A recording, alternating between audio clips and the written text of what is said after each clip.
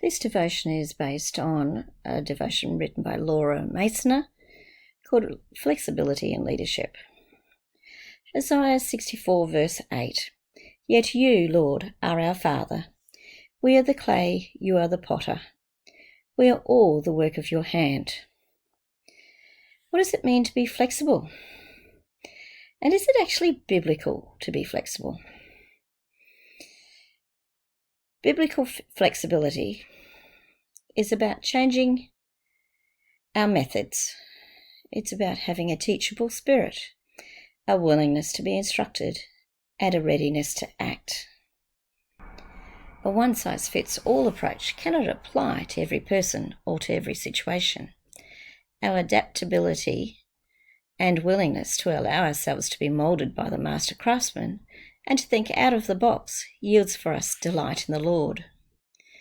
Being flexible and stepping out of our comfort zone challenges us, bends our will, and grows our faith.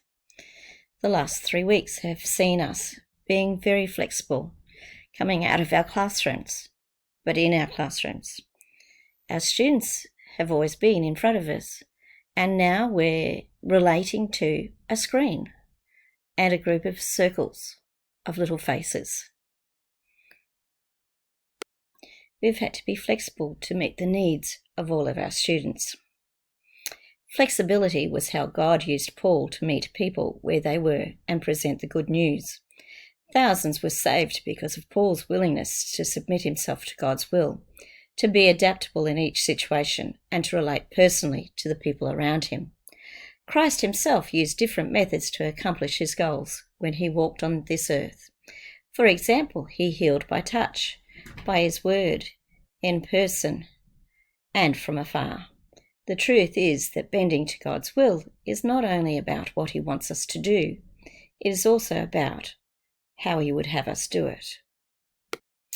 To finish, pray for a willing spirit, a servant heart, and an open ear.